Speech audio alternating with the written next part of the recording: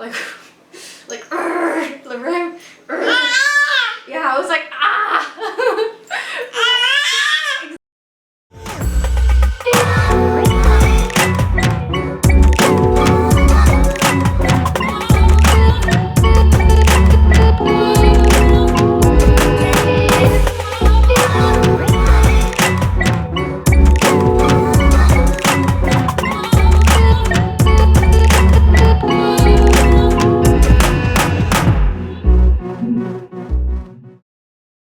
I'm going to do my best to film this and be as real and as raw as possible.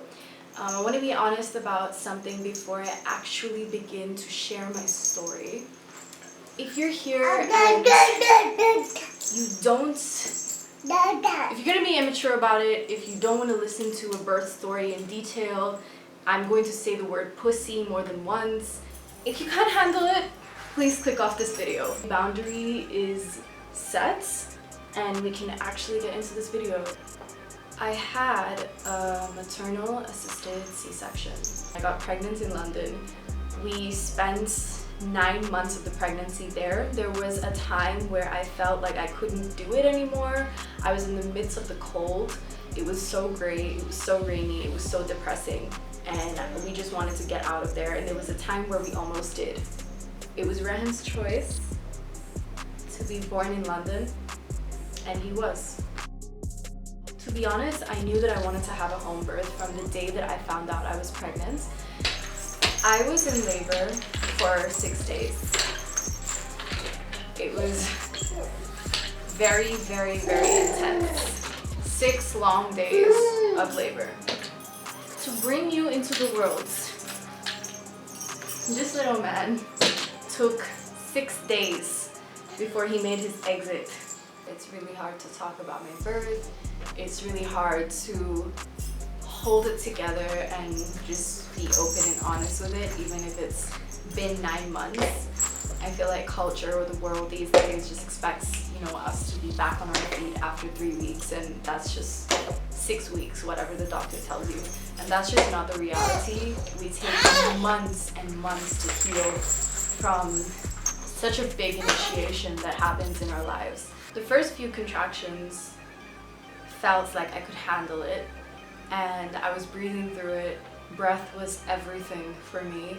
If I didn't have breath, and if I wasn't doing the work, the active work on strengthening my pelvic floor, on trusting my womb, on being in touch with my pussy, I wouldn't have been able to handle those first few days, because they were so unpredictable, so unsure. I had to trust and surrender to the process. I had to know that whatever happens is going to happen. So it was so much more than the time that you push your baby out. I don't have many regrets anymore, but if I would have done things differently, I would have been aware of that. And we just get spoken about, or the movies show you, I don't even want to get into the movies, but they show you labor being in a one-dimensional field. They show you what it's like to have your baby, to push your baby out, and just have coached pushing and all of that. And so we wanted to go through a completely different route. Birth is messy. I didn't sleep that whole night. I was bouncing on a ball. We had candles lit. The birth pool was ready. There was no water in it yet because we didn't feel like we were ready to go to that extent. We didn't feel like we should have filled it up. So it was an apartment in London. I might put up some photos now, I might not, but we lived on the 64th floor, so it was really beautiful to overlook the city. And I had this vision and this dream in my, when I shut my eyes, I knew exactly how I wanted my birth to go. I felt like I wanted, I wanted it to be at midnight, or in the deep depth of the night sky. I wanted to be overlooking the city, and I wanted to push my baby out in the birth pool. So when it came that night, my labor sped up and it rushed into a whole different version of contractions. They started to get stronger, longer, a lot deeper, and I was very in tune with that.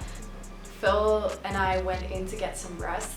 We wanted to try to go to sleep, We wanted to hug and kiss and touch and feel into each other to be able to bring out that oxytocin. I tried using a breast pump, and we were communicating to him and talking to him, and nothing, it didn't progress. There was no progression.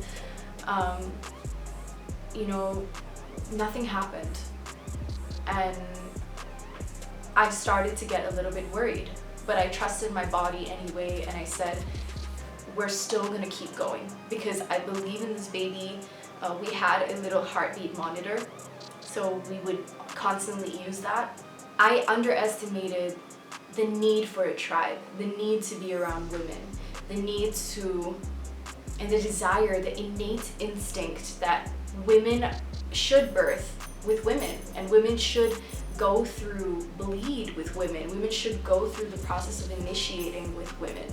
As much as I knew I needed my man, I completely underestimated how much I needed my mama. So the fact that she was there and she was able to show up for me, the fact that she was able to be there in the room with me, it was really divine to have her there.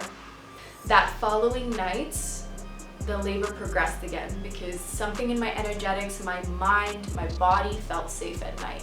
I'm a night owl as it is. I enjoy the depth and the mystery of the night sky. So I feel safe at night, you know, even though I knew I didn't really want to be lying on my back during the pushing process. I just thought, you know what, it's fine to be on my side. It's fine to rest, get as much rest as possible. Cuddle my baby, my husband, have these last moments where it's just the two of us, enjoy it, embrace it. He was massaging my feet, massaging my legs, kissing me, making me feel what I felt like I couldn't handle. Wasn't even the pain, and the pain was paralyzing. It was the time and the duration of my labor. It was intense, and it was long, and it was slow. I went into the shower to use the hot water to help my body feel more relaxed. The moment that I got out the shower, my contraction actually ended up getting even stronger. And Phil started, you know, he opened the door, he came in to get me. I was fully naked, and I was naked throughout this entire process. It was in that moment as he opened the door and I was taking a step towards him that I felt a gush of water. And I didn't know what was happening. Even though logically I was like, yeah, my water broke, I started like blurting out of my mouth, I'm peeing. I was just like, I'm peeing. What's happening? I'm peeing. And like, Mama was like, okay, that's not pee. And Phil was like, that's not pee. We need to call the doulas. So we called the doula and let them know. The first thing that she asked me was what color it was, and it was clear. So we were in the clear, and because my water broke, this was on the second night, they felt like, you know, we should really do something to rush the process, because throughout that entire night, when they did arrive and I got into the birth pool and I thought that it was time, it wasn't time. And I even tried pushing. Like, I did everything, but my body wasn't ready. My body wasn't telling me to do that. Being in bed in labor, I felt very restricted, and I had the urge to like bounce on a ball, do anything but move. I followed my body's natural urge to do what I wanted to do. So I went on all fours, I was rocking, my hands were on my bed. You know, I was doing everything possible to move. We spent the whole day doing that. Honestly, I was fucking exhausted. 3 days of labor. This is like on day 3. We're approaching the 3rd night. I was so exhausted. I almost felt like I couldn't do it. Like, yeah, I was like, exactly. He gets it. He's just like, I felt you, Mama. I was going through that process. Thank you, Remy. Thank you. It's like, I get it, Mama. I was there with you. I didn't want the midwives to be a part of this process at all. They are NHS midwives, and for some people, I really respect that they want to have midwives there. For me personally, I did not want that, so it was very hard for me to be willing to invite them into my home and invite them into my labor process, and I did. And so I said yes, and I said okay. and they came in and they told me that I had a long way to go. And they also said that I need to get to the hospital because my water broke yesterday, the night before, and this was during the night. This was my third night without sleep. I was struggling. I was emotionally fucked up and mentally, just physically, like I felt my body shutting down. And I was just like, okay, I'm just gonna do one last night. And I was still so stubborn and I still went through it. But by the time it was morning and their shifts changed, we invited the midwives to come around again one more time. And this time the midwife really told me that I needed to get to the hospital. And Nikita was there, Mama was there, Phil was there. They all agreed. They said, you know, it's time, enough is enough. You need to get to the hospital. And I was like, what? It didn't even cross my mind that I was going to be going for a hospital birth, leave alone, pack my bags within 10 minutes, 5 minutes, because it was getting to be an emergency. It was an emergency, and I was rejecting it. I was in denial. And by the time that, you know, I understood how serious it was, I started panicking. I said, I don't even have a hospital bag. How am I going to get to the hospital? What am I going to do? Mama took care of everything. She packed my hospital bag for me. I left the comfort of my home to go to the hospital. It was a whole different vibe from having a setup of candles and a birth pool and, you know, going into fluorescent lights, doctors, masks, overalls. It was a big fat blur because of the fact that I was pretty drugged up, and it started with the epidural. I was borderline between worlds. You know, I was going through a trance, a trip, a psychedelic experience. Birth is psychedelic.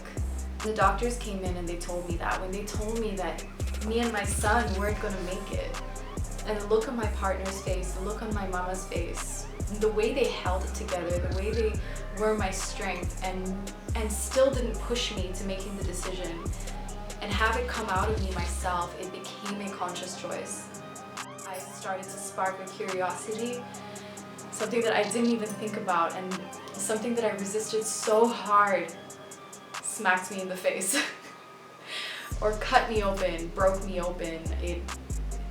It was my experience, and I inhaled it with every breath of who I am. I took it in, and I cultivated it and played with it and made it my best birth experience. And the reason I could do that was because I knew at the end of the day that the lesson behind all of this was that birth is a choice. Birth is a choice that you make and you get to make. So later that night, they prepped me for a C-section, and before I went in, I asked to meet with the doctor one more time. And when I met with the doctor who was going to cut me open, I spoke to her saying, I have a few conditions. I want to see my baby immediately. You're going to drop the drapes. I don't want a drape between me and my baby. I couldn't, the thought of not seeing my baby for 20 minutes, that was too hard for me. And I was going to go through the whole process, but I have rights, and I brought those rights to play, and I made it happen the way that I wanted to make it happen, and I'm so fucking proud of myself. I also asked if I could do skin to skin, if I could have him on my chest within minutes, and somehow do delayed cord clamping. So we waited until the cord turned white.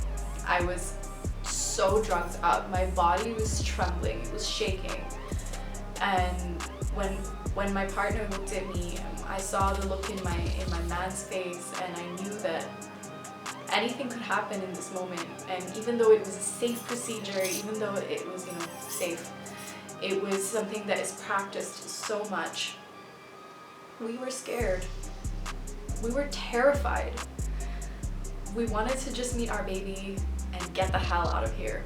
But we had to respect the doctors, we had to respect God, we had to respect spirit and each other and our baby, and surrender to that process. So I was there waiting to be cut open, and she offered me the experience of having the birth that I wanted, of having the beauty of being able to birth my baby in the way that I wanted to. So I will always be grateful, and I will always be thankful to her for that experience. And to Spirit. But in that moment, when they prepped me, she asked if I wanted to have any music playing. So Phil and I chose a mantra, and we put the mantra on to connect us to our own beliefs and our spirit guidance within ourselves. And my body just started like uncontrollably shaking, and it was very scary, but the doctor said, you know, we're ready to go through this, we're ready to cut you, we're ready to bring your baby earthside. And that's exactly what happened. And within minutes, she said the words, "Drop the drapes."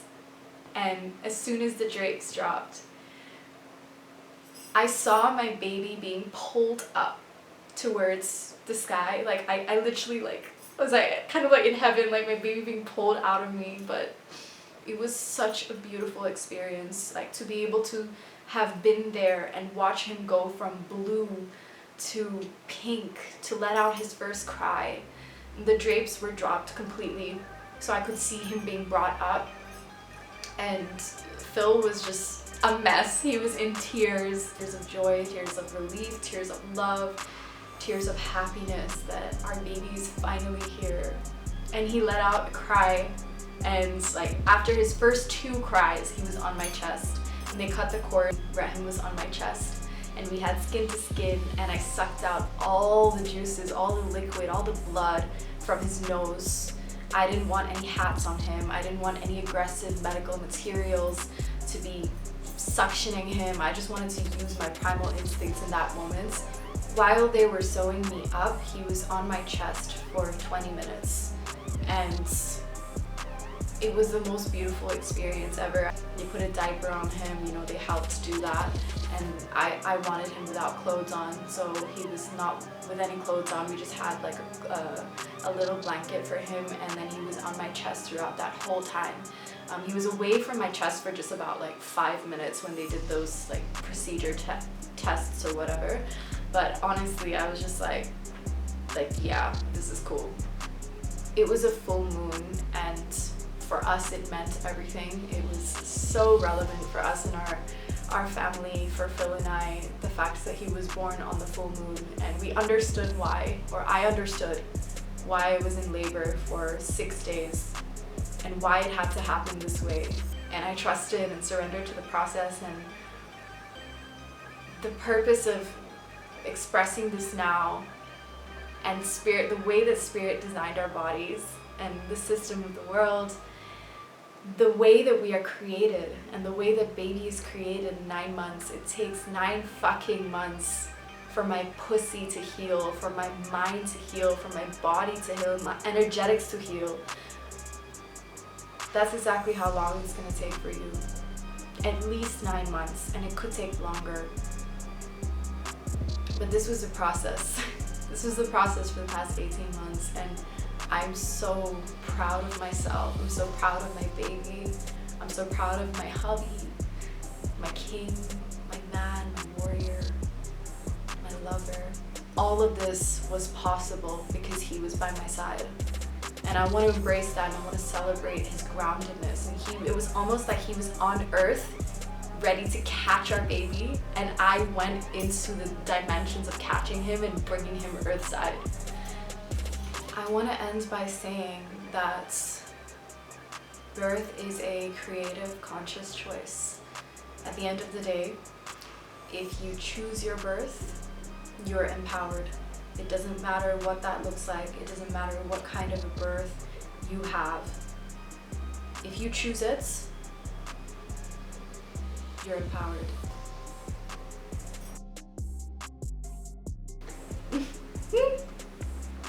Thank you. Thank you. Love you. Say bye. Bye-bye. Bye-bye.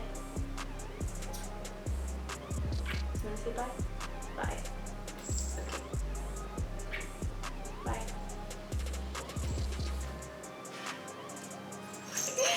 I love you.